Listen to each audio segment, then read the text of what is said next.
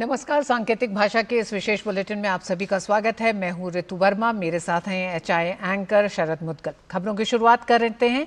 शुरुआत करेंगे सबसे पहले हेडलाइंस के साथ।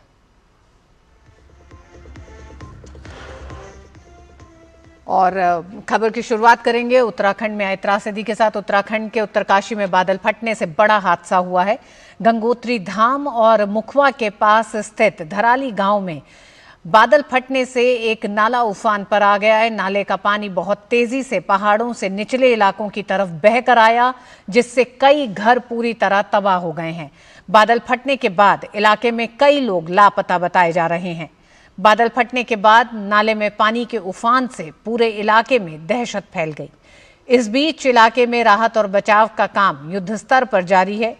सेना के साथ साथ एसडीआरएफ, एनडीआरएफ, आईटीबीपी, जिला प्रशासन तथा अन्य संबंधित टीमें युद्ध स्तर पर जुटी हुई हैं। इस बीच जिला प्रशासन उत्तरकाशी द्वारा हेल्पलाइन नंबर जारी किए गए हैं।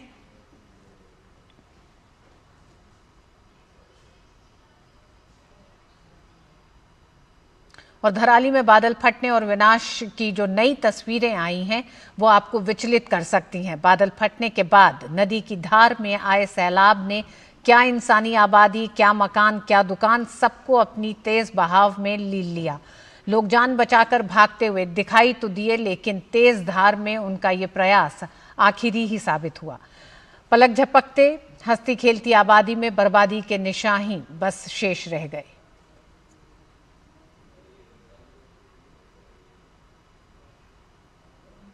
उत्तरकाशी जिले के धराली गांव में आई आपदा को लेकर जिला प्रशासन उत्तरकाशी ने हेल्पलाइन नंबर जारी किया है।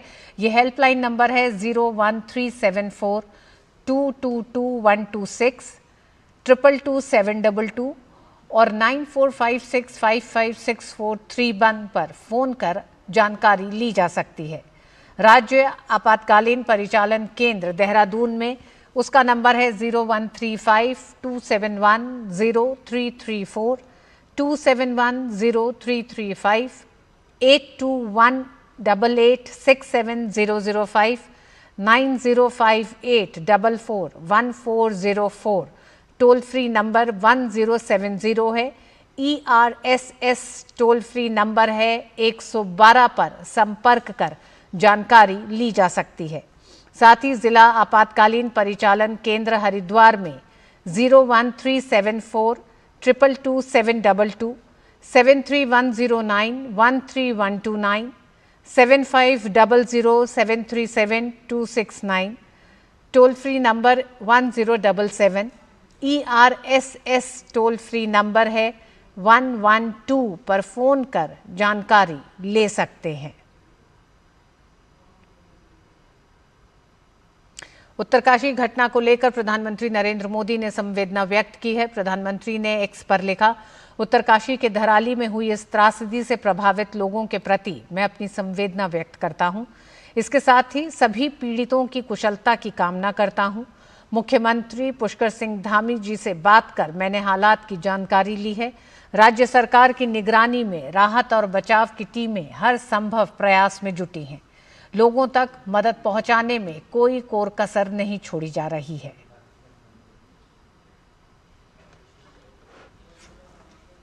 उत्तरकाशी के धराली में बादल फटने से भारी तबाही हुई है। प्रभावित इलाके में राहत और बचाव कार्य जारी है। इस पर गृह मंत्री अमित शाह ने अपने सोशल मीडिया एक्स पर लिखा है, उत्तराखंड के धराली में फ्लैश फ्लड की घटना को लेकर उत्तराखंड के मुख्यमंत्री से बात कर घटना की जानकारी ली। आईटीबीपी की निकटतम 3 टीमों को वहां भेज दिया गया है।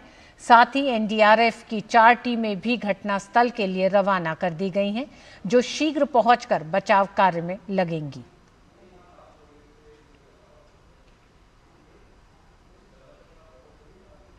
उत्तराखंड के मुख्यमंत्री पुष्कर सिंह धामी ने उत्तरकाशी में बादल फटने की घटना पर दुख जताया है। उन्होंने कहा कि हमारा प्रयास है कि जल्द से जल्द राहत और बचाव का कार्य किया जाए।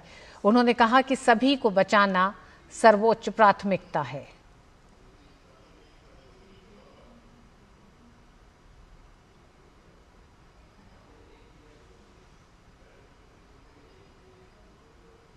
कि अभी सूचना आई है और बहुत तेज गति से मलबा आया है पानी के साथ। हमारा प्रयास है कि इस समय में सभी को जल्दी से जल्दी राहत के काम किए जाएं, बचाव के कार्य किए जाएं। जिला प्रशासन के लोग वहां पहुंच रहे हैं, साथ में हमारी सेना के लोग, एनडीआरएफ, एसडीआरएफ, आपदा प्रबंधन विभाग लगातार कोशिश कर रहा है कि हमारी सर्वोच्च प्राथमिकता है कि सभी को इस समय राहत की जाए, सभी को बचाया जाए और हर प्रकार से जान माल की सुरक्षा की जाए। उत्तरकाशी के धराली में बादल फटने की घटना पर केंद्रीय मंत्री जेपी नड्डा ने भी संवेदना जताते हुए एक्स पर लिखा, उत्तराखंड में उत्तरकाशी स्थित धराली गांव में अचानक बादल फटने से कई लोगों के हताहत होने का समाचार अत्यंत हृदय विदारक है। पीड़ितों की तत्काल सहायता के लिए उत्तराखंड सरकार समेत राहत बचाव दल पूरी तत्परता के साथ जुटा हुआ है।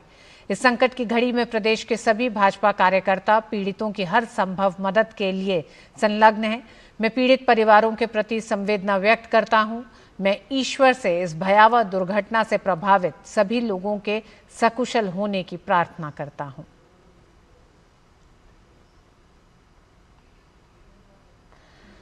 और खबरों में आगे, फिलीपींस के राष्ट्रपति फर्डिनेंड मार्कोस जूनियर भारत के दौरे पर हैं। आज उन्होंने नई दिल्ली में प्रधानमंत्री नरेंद्र मोदी से मुलाकात की। प्रतिनिधिमंडल स्तर की वार्ता के बाद कई अहम समझौता ज्ञापनों पर हस्ताक्षर हुए।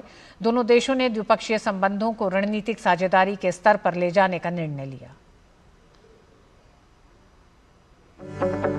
प्रधानमंत्री नरेंद्र मोदी और फिलीपींस के राष्ट्रपति फर्डिनेंड रोमुआल्डेज मार्कोस जूनियर ने संयुक्त रूप से दोनों देशों के द्विपक्षीय संबंधों को रणनीतिक साझेदारी का दर्जा देने की घोषणा की। दोनों नेताओं के बीच पहले द्विपक्षीय और फिर उच्च स्तरीय शिष्टमंडल की बैठक के दौरान कई अहम मुद्दों पर आपसी सहयोग के लिए सहमति बनी।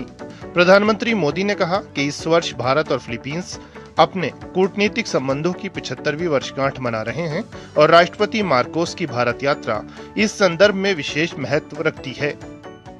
हम भारत फिलीपींस संबंधों को स्ट्रेटेजिक पार्टनरशिप स्तर पर ले जा रहे हैं। इससे हमारे संबंधों को एक नई गति और गहराई मिलेगी।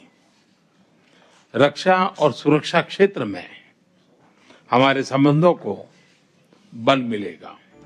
भारत और फिलीपींस के बीच कई महत्वपूर्ण समझौता ज्ञापनों का आदान प्रदान किया गया, जिसमें दोनों देशों के बीच रणनीतिक साझेदारी की स्थापना, आपराधिक मामलों में पारस्परिक कानूनी सहायता और सजायाफ्ता व्यक्तियों का स्थानांतरण, 2025 से 28 के बीच विज्ञान एवं प्रौद्योगिकी के क्षेत्र में सहयोग कार्यक्रम, पर्यटन, डिजिटल प्रौद्योगिकी, अंतरिक्ष, समुद्री सहयोग और सांस्कृतिक आदान प्रदान का कार्यक्रम शामिल है। मजबूत हो रहे रक्षा संबंध गहरे आपसी विश्वास का प्रतीक है। मैरीटाइम नेशंस के रूप में दोनों देशों के बीच मैरीटाइम कोऑपरेशन स्वाभाविक भी है और आवश्यक भी। ह्यूमैनिटेरियन एड, डिजास्टर रिलीफ और सर्च एंड रेस्क्यू ऑपरेशन में हम मिलकर काम करते रहे हैं। आज जब राष्ट्रपति जी भारत में हैं, भारतीय नौसेना के 3 जहाज पहली बार फिलीपींस में नौसैनिक एक्सरसाइज में भाग ले रहे हैं। भारत की हाइड्रोग्राफी शिप भी इसमें जुड़ी है। इंडियन ओशन क्षेत्र के लिए भारत में बनाए गए इंटरनेशनल फ्यूचर सेंटर से जुड़ने के लिए हम फिलीपींस का स्वागत करते हैं। प्रधानमंत्री मोदी ने भारतीय पर्यटकों को वीजा फ्री एंट्री देने के फिलीपींस के निर्णय का स्वागत किया। उन्होंने कहा कि भारत ने भी फिलीपींस के पर्यटकों को निशुल्क ई वीजा सुविधा देने का फैसला किया है। उन्होंने कहा कि इस साल दिल्ली और मनीला के बीच सीधी उड़ान सेवा शुरू करने के लिए भी काम किया जाएगा। उन्होंने पहलगाम आतंकी हमले की कड़ी निंदा करने और आतंकवाद के खिलाफ भारत की लड़ाई में साथ खड़े रहने के लिए फिलीपींस सरकार और राष्ट्रपति मार्कोस का आभार व्यक्त किया। पहलगाम आतंक के हमले की कड़ी निंदा करने के लिए और आतंकवाद के खिलाफ हमारी लड़ाई में साथ खड़े रहने के लिए हम फिलीपींस सरकार और राष्ट्रपति जी का आभार व्यक्त करते हैं। म्यूचुअल लीगल असिस्टेंस और ट्रांसफर ऑफ सेंटेंस पर्सन्स के विषयों पर आज हुए समझौतों से हमारी सुरक्षा साझेदारी को और बल मिलेगा। फिलीपींस के राष्ट्रपति ने स्वतंत्र और मुक्त हिंद प्रशांत क्षेत्र के लिए भारत के साथ काम करने पर सहमति व्यक्त की। Safe navigation and security are important, especially for Filipino seafarers who are on almost every ship plying these historic and strategic sea lanes. I again thank the Indian people and the brave men and women of the Indian Navy through Prime Minister Modi for your kind rescue of our nationals in 2024 after a Houthi rebel attack. We recognize India's influence as first responder role in this critical area, and we want to work with you for a free and open Indo-Pacific. We both have high stakes in the future of our Indo-Pacific region and in the world. The Philippines-India strategic partnership will doubtless resonate beyond the confines of our bilateral relationship. Bharat और Philippines के बीच राजनयिक संबंधों के 75 वर्ष पूरा होने पर एक स्मारक डाक टिकट भी जारी किया गया।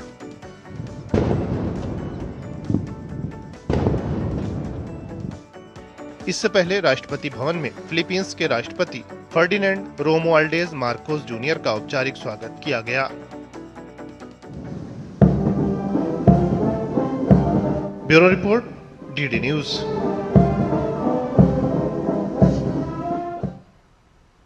और बुलेटिन में वक्त एक छोटे से ब्रेक का। सूचना एवं प्रसारण राज्य मंत्री डॉक्टर एल मुरुगन ने कहा है कि केंद्र सरकार भारत को एक फिल्म फ्रेंडली डेस्टिनेशन बनाने के लिए कई कदम उठा रही है। आज नई दिल्ली में राज्यों और केंद्र शासित प्रदेशों के सूचना एवं जनसंपर्क सचिवों के राष्ट्रीय सम्मेलन को संबोधित करते हुए उन्होंने कहा कि इंडिया सिनेमा हब पोर्टल में सुधार कर इसे फिल्मों के लिए एकीकृत सिंगल विंडो सिस्टम बनाया गया है। डॉक्टर मुरुगन ने कहा कि ये पोर्टल घरेलू और अंतर्राष्ट्रीय फिल्म निर्माताओं की सुविधा के लिए तैयार किया गया है, जो भारत को फिल्म निर्माण का हब बनाने में मददगार साबित होगा। नई दिल्ली में इस राष्ट्रीय सम्मेलन का आयोजन सूचना एवं प्रसारण द्वारा किया गया।